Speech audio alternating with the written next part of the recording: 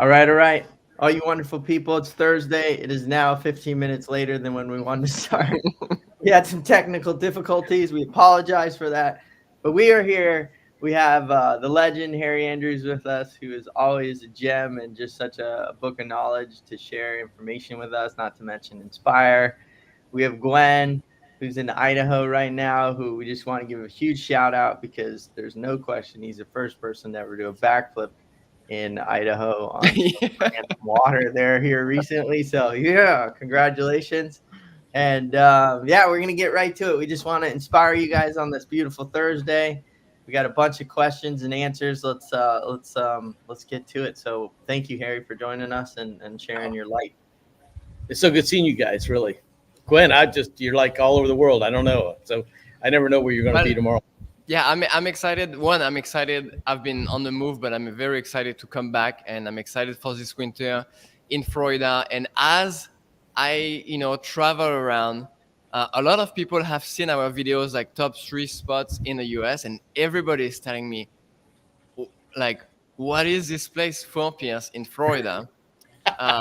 So one, everybody wants to know about it. Everybody wants to go there. So maybe we could talk about it. But like, how's it going for you guys in Florida in the summer? And maybe we should start there because I'm sure there is a lot of people that are in the situation where they get frustrated. Maybe for them it's over the winter where they can't ride. So how are you guys doing in Florida in the summer when the wind is not always just tweaking? I mean, I'll let Harry answer his side, and then I'll go into my side. I think it's like, I mean, right now we have wind. We've had wind many, many days, but it's like you have to be on it and ready to go because it'll be thunderstorm related. That's inland, pulling the air out of the Atlantic Ocean, and it's that variant difference, and it creates like an hour, 2 hours worth of wind. So, we've been able to wing, but it's just not like we get up and oh yeah, we'll go maybe 1 o'clock today because it's going to blow all day. It's not like that, like it is during the fall and winter time, I think.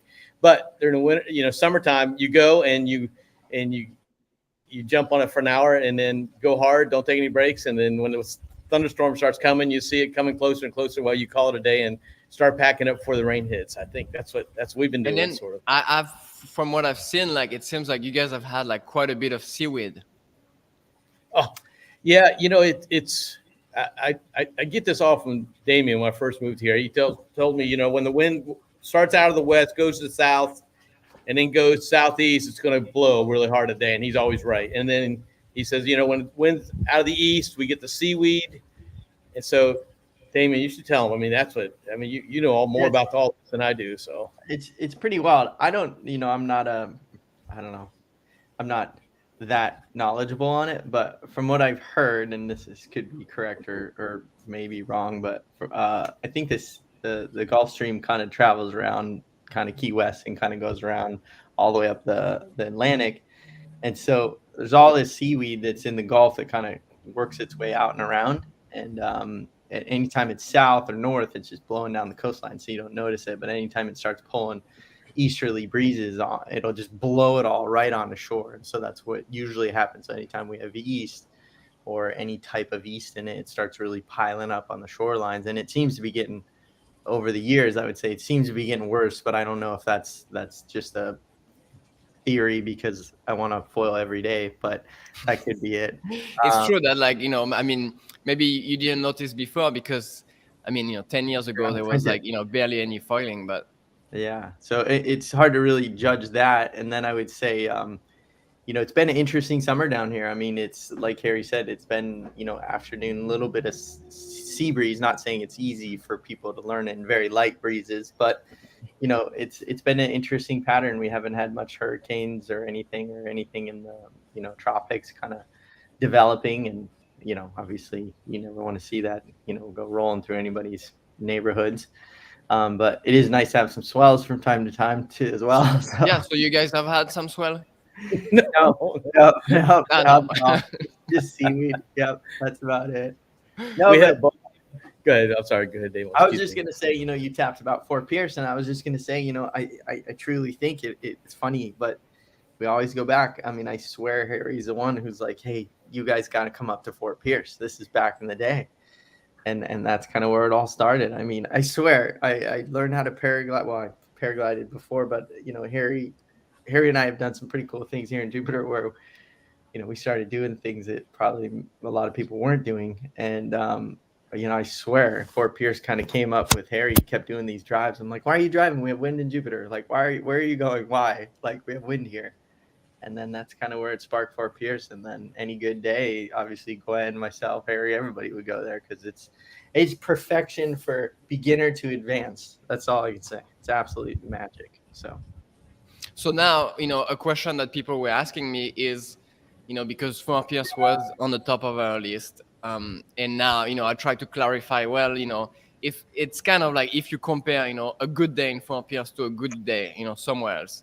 But obviously the downside is that it is hard to get a good day, and unless you live there and you can get, you can be there on a good day. If you travel, it's going to be very lucky if you come for 1 week and it happens to be on a good day in Fort Pierce. Well, I think the thing is true. I think there is one other way to check is that do you think the northeasterns, when we get those and that big wave swell comes down, that's when it goes off. So I mean, sometimes that's sort of a good indicator to watch, sort of narrow in trip, maybe, in the northeasterns, maybe. I think if you watch any big front that's coming down the coastline, I think you'll have Fort Pierce working to its finest. Just a hard northeasterly, hard north wind coming down the coast. That's if you see that coming and it's going to go all the way through Florida, it's going to be good in Fort Pierce. That would be my 10 cents. And the good thing about Fort Pierce is, and I don't want to keep saying how good it is, but it's that it's so protected out of the northeast and east that it's so easy to get out, where so many people are so intimidated by the surf, which I don't blame them. I mean, I ripped my wings and got tumbled and thought I was going to drown, tied up to my wings, but it's like, so Fort Pierce is so easy to get out. It's so friendly. And yet you have the waves on the outside. It's so friendly there. It just is. As we're talking about this is like leads right into a question that has come up. And I want to share it with everybody because I think it's awesome. I literally spoke to somebody yesterday about this. And he's like, Damien, I live in a place probably similar to where Gwen is right now, where his winds are, we'll call it sub 5 to 20 to 25. And he's like, I don't see it possible to even, wing foil.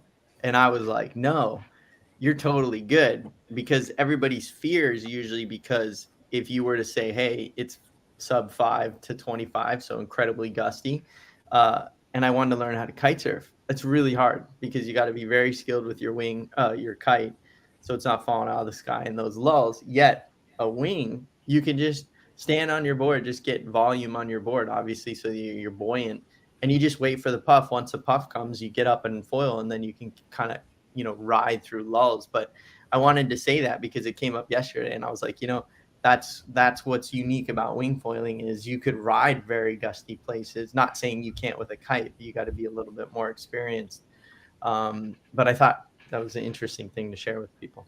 Yeah, like here on the lake yesterday, it was pretty windy, and it's some of our like most consistent wind coming from the north. It comes from a valley.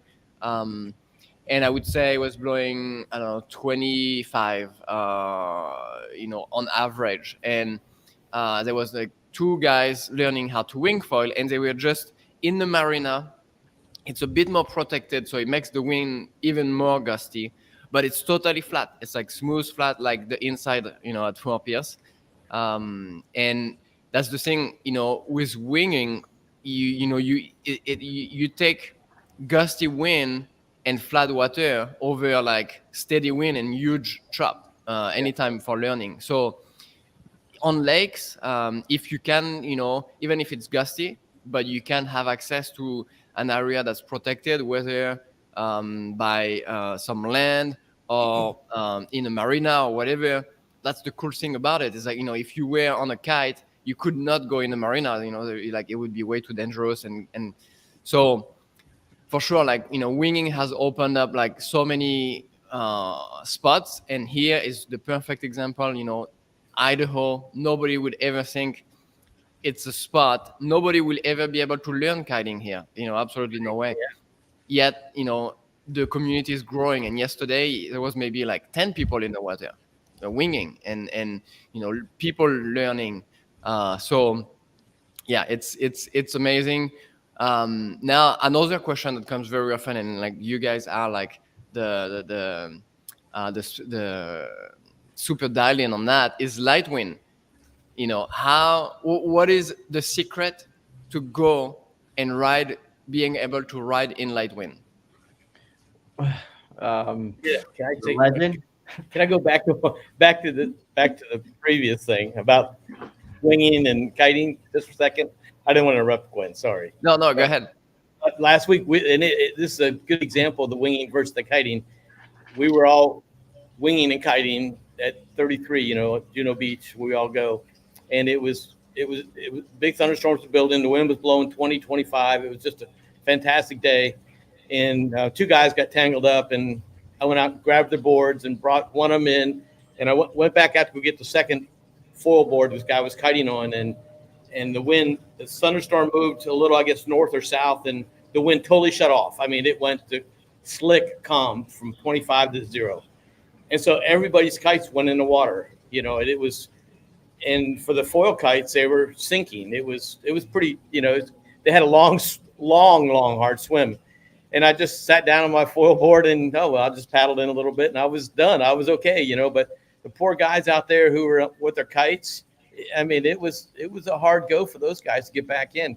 I was there many years. I understand that. I mean, I do, and I look at it and I go, boy, I do enjoy this winging now. So go ahead, Gwen. So now back to your state. I just want to share that story with you. It was like, wow.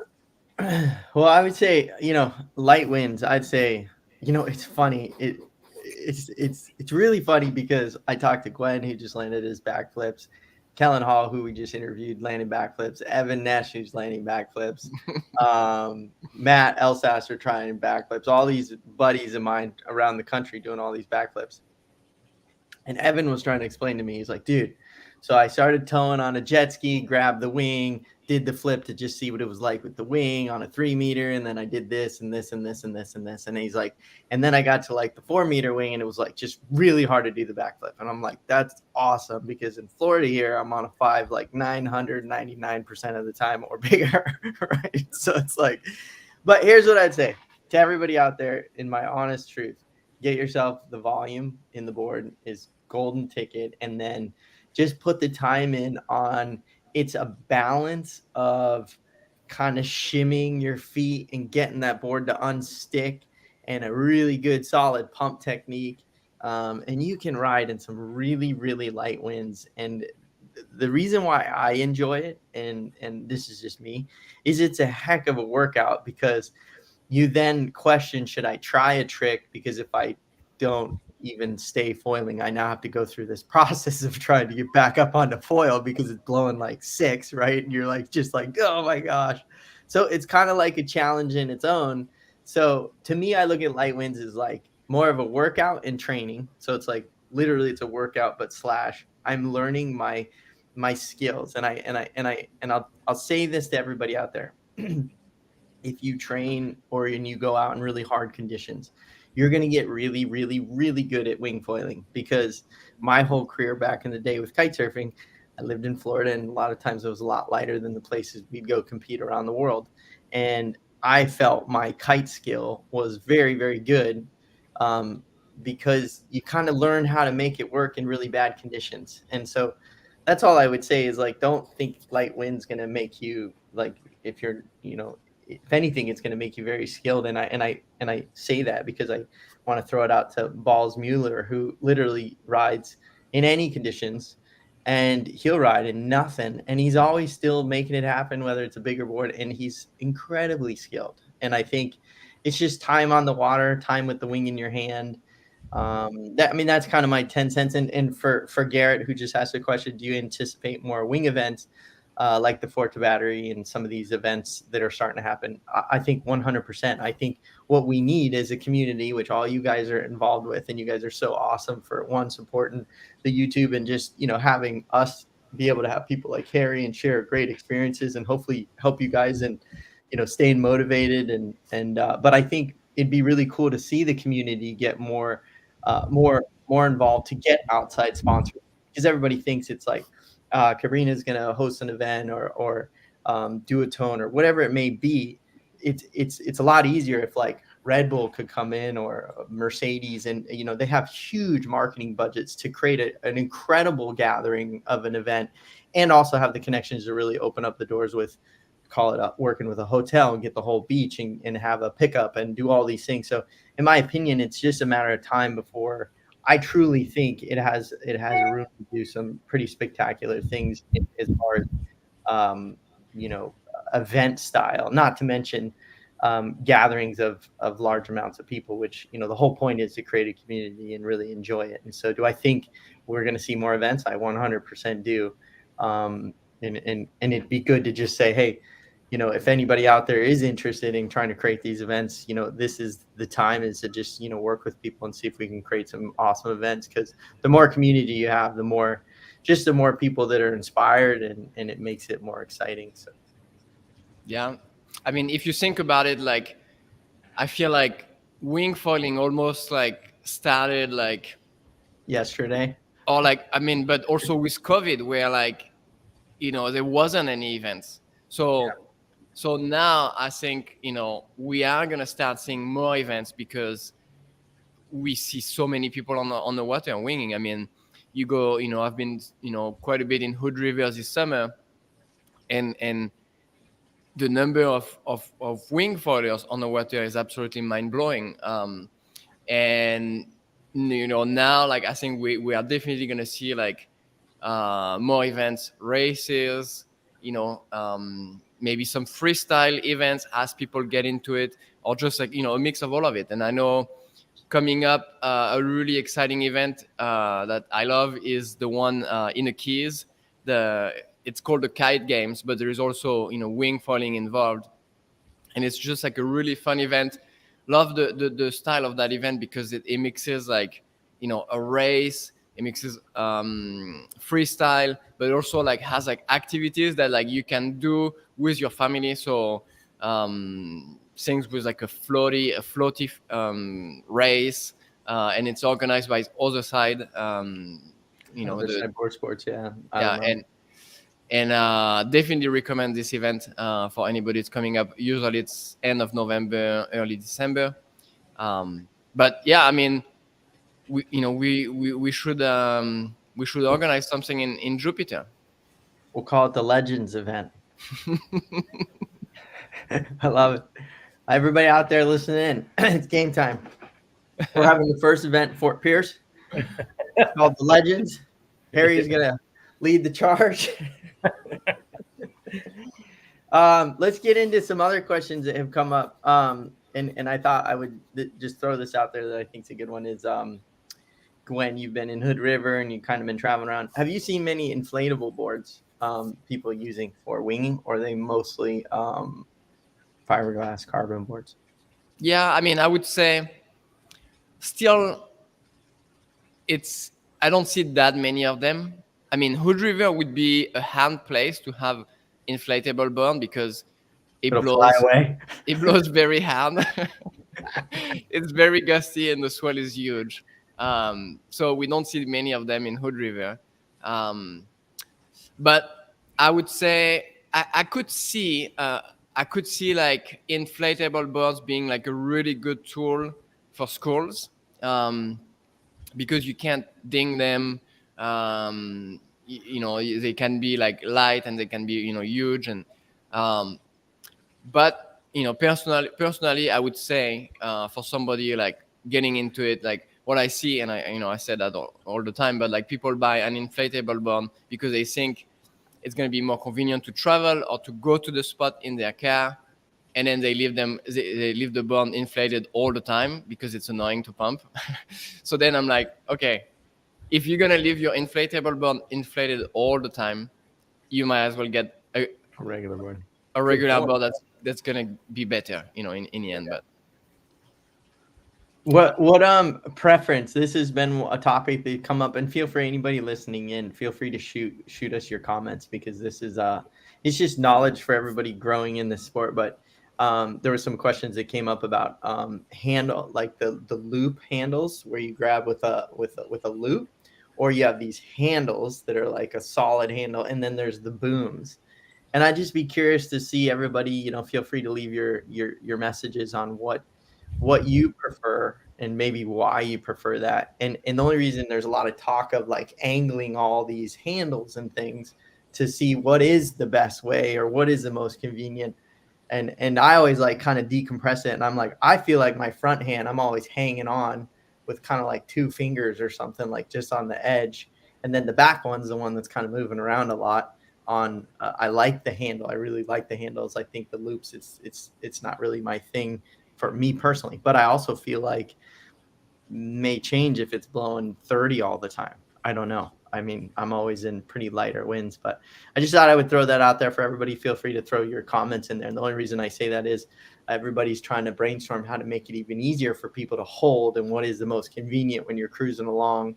Another thing that came up, and I'll just throw this out there, is when you go weightlifting, they have those straps kind of with the hooks, and I could see, people with arm pump, I could see these as accessories in the future where people could just have that on, and you can kind of go and have the strap around it. So now you can kind of relax and it's not as hard. Just ideas to help people out there. So. Yeah, Harry, what's your thought on the handles? Because you were riding, wings with loops before, and then you went through like handles, like. Yeah, I've used them all, Gwen and Damo. It's funny.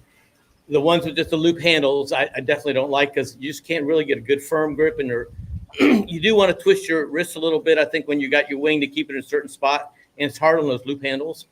And I think Cabrina's handles are really nice, but the best one, I think, is the new, I think it's the Duotone. They got the hard handles, just two hard handles on the boom. That is like the best. The long boom really makes sense, but I've seen those come out many times on guys who's got the long boom, because it's that long piece and the wing flexes. If you fall down in any kind of surf, it flexes the wing and it pops out, and then those guys can't get it back in out offshore. So interesting. Yeah. That's my take on those, on the handles. And the other thing I want to say is that it's funny. A couple of my friends have been using the harness and the harness lines. And I said, I don't need to ever go to that. I'm thinking, no, I don't need to. Well, and I'm not saying, I'm not going to pick up the old age card and say, oh, yeah, well, I'm getting older. But I will say this. My shoulders feel like they've been yanked out of my socket so many times just by winging all day. And I can't go as long as Gwen and Damo, these young guys out there. So it's like, I'm going to give this harness thing a try. So I did. I got the new Kind harness that's got like the folding little hook there on it. And I got to say, it's a game changer for me. At my age, it is total game changer. And I got the new harness lines. I've got them on all my wings. And now I go out. It's like the only thing that gets tired is my feet from standing on the board. Because you can go upwind at my age a lot easier, because you can put more pressure on the wing to get upwind easier. And when you go downwind, well, you're flagging it out. But the harness and the lines, I got to say, I sort of like that a lot. I'm in on this harness stuff now. Isn't that crazy? I mean, I think I remember, if you go back to interviews before this, we all probably were like, yeah, no, I'm just cool with the workout without it. And then you start using it and you're like, well, why not use it? I know. It's like, oh my gosh. And what I do with the Kind harness, as soon as I get on my knees on the board, get ready to stand up, I straighten out that little hook again, because it folds over right away when you crawl up on your board, so you don't ding your board, which is really nice, like an old metal harness, like a kite surfing harness. So it has a big hook. Yeah. And so I straighten it out, and then off I go. And I've been practicing all summer, getting ready for Fort Pierce and our big winter season. So, I mean, it's like, wow, if I want to see a point way on horizon and do a huge upwinder and get somewhere, it makes life so easy. It really does. And my shoulders better. That's great info.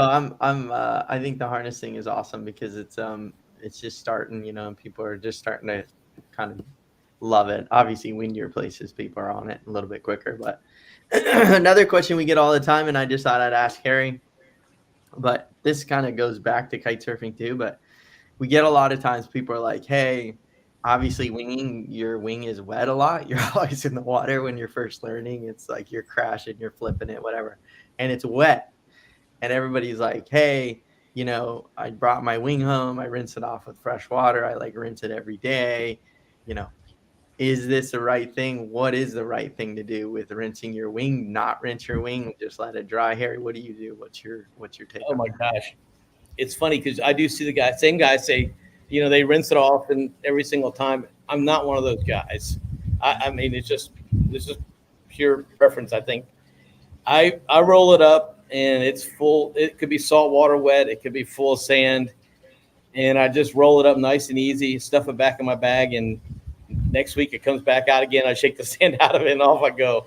And I don't have any mildew lines or anything. So, and it doesn't, you know, I think if you left the sand in there and like you're rubbing it and it's moving around in there, I think it would wear the fabric out. But if you just roll it up, put it in the bag, and it's not like, you know, working on each other, I think it's so far, I've never had a hole in any of my stuff. It's all been perfect. So I can answer for Gwen on how he does his. He literally takes out a toothbrush and he'll get every flick of sand off his wing. It will be literally brand new. It'll be just like there won't even be a piece of sand on it. I would say I dry it. So if it's gonna be like soaked, if it's gonna be soaked, I just leave it to dry. Like when I get home, I take it off the bag. Or if it's totally wet, I don't even put it in the bag when I leave the beach. I just kind of like fold it up roughly, get home, hang it, and let it dry. I don't rinse it. But also, like I would say, don't put it to dry like all day in the sun. I think like the sun would actually be like, way worse than anything else. So if you're gonna dry it, try to put it in the shade. I would say that's my recommendation. We never really answered the question. Here's what I'd recommend to everybody out there. This is what I'm not saying it's the right way. I'm just saying it's ways we're all doing similar ways. But I'd recommend anytime you get the wing wet, try to dry it. You don't need to rinse it with fresh water. Fresh water is actually, when it's all bundled up, can create mold and mildew. And the only reason I know this is when I was kite surfing, when at the very beginning, I washed it every single second because I was always worried about my stuff. And that kite that I rinsed every day literally was worn out in like a month. And it was like a paper towel because I just was so used so much. So I agree with Gwen 100%. Try to keep it out of the sun, but let it dry. And then I would say fresh water, I wouldn't say it's the right way to do it. I would just say if you have salt water on it, just let it dry and back out on the water the next day. That's my 10 cents. Yeah, I think, especially if you live on a lake, if it rains, if we get caught on the beach and it rains, I bring it home and I set it in the garage overnight. By next morning, it's dry. In Florida, it is. But for sure, if I have fresh water on it, I do dry it off then every time. Yeah, salt water for some reason is all good. It's fresh water that can murder it. Yeah. Now, I have a question for Harry. Like, what is your like quiver of wing or the sizes of wing that you like the most and that you want to have? Because there's so many options. Sometimes half size. Sometimes so just can you share with us like your quiver and what you like to ride the most? Yeah. Okay. I have all the Mantis V2s. It's what I have, except for my 6 meters, the original Mantis V1. But I have the 3, 4, 5, 6. That's what I have. I have those 4 wings. And it's funny you mentioned about half size, and that's I'm going to go back to this harness thing for a half second. Is that what I have noticed? And I use the 5 more than any other size wing there is. Because sometimes the 5, if it's even a little lighter, I think I can get more power out of it, pumping it to get up and going, than if I have the 6. Because the 6 is so big. And I'm such a short guy. My wingtips catch all the time. I wish I was taller. It's just being short is hard on that big, long wing type 6 meter. It's just harder. So I like the 5, but when it's super light, you got to go to the 6. But back to this harness thing is that when it's blowing 20 to 25, I'd be thinking, it's almost time I could really use a 4. But now with the harness, I stay on the 5, and I just got to tell you, it's so easy to handle, and there's no more stress or no more. It's not that hard to hang on to because of the harness thing. You're leaning back more a little bit. You feel it on the harness, but that's all. But so now I'm finding that the harness thing keeps you in a little bit larger wing than what I would normally be switching down to another size. So that's my quiver, and that's what I use the most. A lot of people are like very interested in like some of the newer wings that are coming out, like 8 meters, or maybe some people even wish they would be bigger than 8 meters. What would you, when there is like, would you buy a 8 or 9 meter wing? I would not. And two things. Number one, it's so big for a little guy like me, short guy. I'm fat, but short. It's hard. And the other thing is when it's blowing that light, I'd rather go do another activity that keeps my physical activity going all the time. And I don't like that light wind stuff a whole lot. I just don't. That's just me preference. What's the lightest wind you go in right now? I mean, it's still like fairly light wind when you go out with your 6, let's say. It's really 15, 17. I like maybe 13 to 17, and I haven't gone out that much of that actually. I go do something else. That's what I find myself doing now. I don't know why, but I love the waves. And when there's not a lot of waves, I have a hard time getting back in the water because I'm in the water, just not doing that sport, so. So yesterday on the lake here in Idaho, people were like, a couple of people learning how to wing were like, oh, we really want to go to Florida to ride with Harry. And I was like, yeah, in Florida, there is the perfect spot. In Stuart, it's at the Causeway, because they are learning. Yeah. So I was telling them, like, it's flat water. But I was like, if you go to the Causeway, it's flat water. You won't see Harry. Harry only goes in waves. Well, I like the waves. I love the waves. But I do like the flat water. Every once in a while, I go, oh, yeah, the seaweed's bad. There's no seaweed at Stuart Causeway. And then it's funny. I drove by Stuart Causeway. I went to Kelly's coffee shop. Sandy and I did. And so I went to, I said, we left the coffee shop and I said, oh, let's go by the Causeway. Just look. I went over the Causeway. I looked over. There's big old patch of seaweed over there. I said, I never see seaweed here. This is crazy. But it's funny because sometimes we'll have seaweed in the Atlantic coast. So then we go to the Causeway. There's none, So when it's blowing, I got to get on the wing for sure. But because I got, it's just, that's what you got to do it. So it's like, I'll go to the Causeway, it's flat water, and I'll practice, see if I can do a tack or something, and I'll watch somebody trying to do a backflip.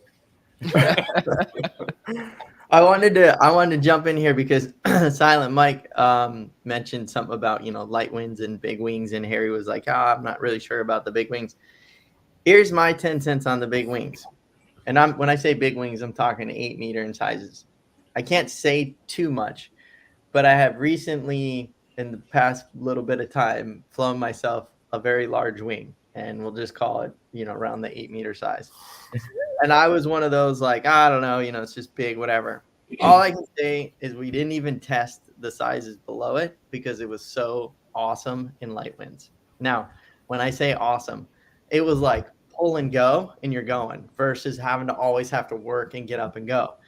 And did I notice, did it feel big? Did it feel bad?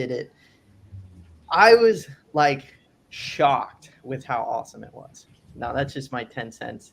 Well, here's the other thing too, Damon. I think you're right on the point there because there's those days when we have 10 or 12 mile an hour winds, 13 mile an hour winds, and we got a swell coming in, and you're going, dang, I wish I had the 8 meter. I really, because I would be able to ride in that right now, and that, and you can't with a 6 meter, you just can't do it. And so there's that swell, you're looking at it, and there's a guy out there in the 8 meter just living it up, having a ball, and you can't get out there. Yeah, I mean, I'm going out on the limb to say, like, I was shocked, and I can't say too much, but I was shocked. That's all I'm saying. I was like, and Gwen is the one who actually kind of morphed my brain with the 6.2 with the Cabrina V1 Mantis back in the day. Was I would always ride a 5. That's it, 5 everything, every condition. And then I started riding the 6.2 more, and it was just like amazing how much easier it was. And it wasn't a detriment. It is bigger, a little wider wingtips, so on and so forth. But but that's why we tested some really big wings here recently. And all I would say to everybody out there that's questioning it, like there is no question it's a bigger wing, but it's a different way of riding. You're not so, everything can hit, but you have so much pull go momentum. It's pretty spectacular. And I see potential there in the future big time. So that's Well, especially with the development that's being done and the improvement on the design Yeah. and the material, that's really gonna make these wings a lot better. I mean, if you would take an 8 meter from an earlier design, it might be horrible. And but yes, like as you know, as like the technology is getting better, we're gonna start seeing like 8 meters that really feel good and that are really like, it is challenging to be able to design a wing that's that big that stays stiff, because if you have an 8 meter but that's all like soft, you might as well get a 6 and you might have as much power. But now I think we are gonna start seeing like some really good designs on bigger wings that are gonna maybe change everybody's mind on riding a big wing. Maybe not in Hood River, because in Hood River, when they have to fly a 4 meter, they think there is no wind. So I don't know if they will ever go to an 8 meters, or it's gonna take a long time for them to convince them. But it's funny because like I was in Hood River and the wind was pretty light, but still I would say 2 hour standard from Florida, windy day. I was on the 4 meters. I was like, this is perfect. And then everybody was like struggling, things like complaining that there is no wind and it sucks.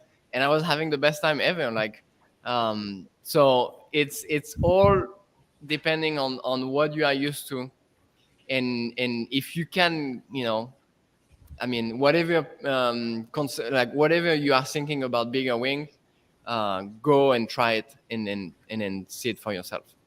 Yeah. Yeah. Another question came through. 7 meter and 12 knots of wind. On a Cabrini foil, what would you use? 1,000 or maybe the 1,200? I would say that's a tricky question, because I would say, Mike, I think the 1,000 is just, the HA is pretty spectacular. But that instant get up in those really light conditions, it's nice to have just a little bit more lift there, which the 1,200 could be a little more helpful. But I think it also comes down to skill. Like if you have a really good pump skill, the 1,000 can be your go-to 24/7 and whatever. But if you're a little bit struggling with that technique, I think the 1,200 would probably be a better choice for that lighter wind. Probably get you up just a hair sooner. It's not going to have as much momentum because it's a little bit larger wing, a little more drag, but it'll get you up sooner than the 1,000. Harry, what do you think? Is that 100% with you? Yeah, exactly right. Yes. Yeah. But sure. I always like to jump on that 1,000 or the 800. It's funny, I mean, I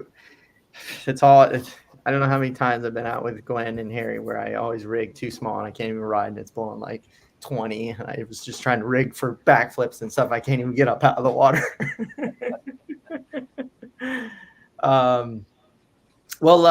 So first off, we would just want to say, anybody that's listening here, look, we love you guys. We thank you. This is for us, we do this one because we haven't seen Harry in a while. Gwen's been traveling. I got my little lovely family, loving life, and hopefully we can put a little inspiration into your guys' life and say, hey, look into the moment, live right now. This is it. I mean, this is your time. Don't wait. Don't, just live, because I don't know, anything can happen this afternoon, tomorrow, health, cars, driving, tripping, you name it. So make sure to live, make sure to be grateful for every moment, make sure that you hug those that are closest to you. If you have any grudges with people, or you have maybe a relationship or a family issue with your brothers or uncles or whatever it may be, man, just make it clean. There's no reason to have that. It's just, life is, you can be more valuable than that in life. So that's my 10 cents. Yeah. I mean, I'm excited for this winter, getting back with you guys. I miss you guys, and it's gonna be a great winter. a lot of things coming up, and I hope we can get to share like a lot of sessions with people now that everybody wants to go to Fort Pierce. So yeah, I'm excited. We're talking about a big camp clinic where we have the legend, we have everybody that we can get there. We'll rent out a whole place, and we'll have one heck of a wing gathering. I think that's what we need to do. When do you come back to Jupiter, Gwen? Do you know? Probably early October. Hopefully the condition is good then. And we just want to say that Gwen, when you come back, I think we should change this whole show to maybe the Harry and Gwen show, because Damien hasn't been winging as much and we're doing all these tricks. So I feel like, maybe can you teach me how to edit a little bit better? And then maybe we can just kind of spin this a little bit, because Harry and me were putting some time on the water. I even saw Harry trying backflips the other day. So Damien, you're gonna have to go back to our video and start watching how to wing again.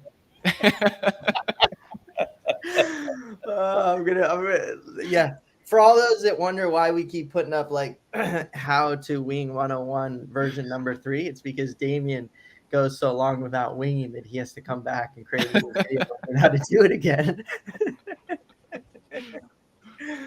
Oh, I love it. I love it. I love it.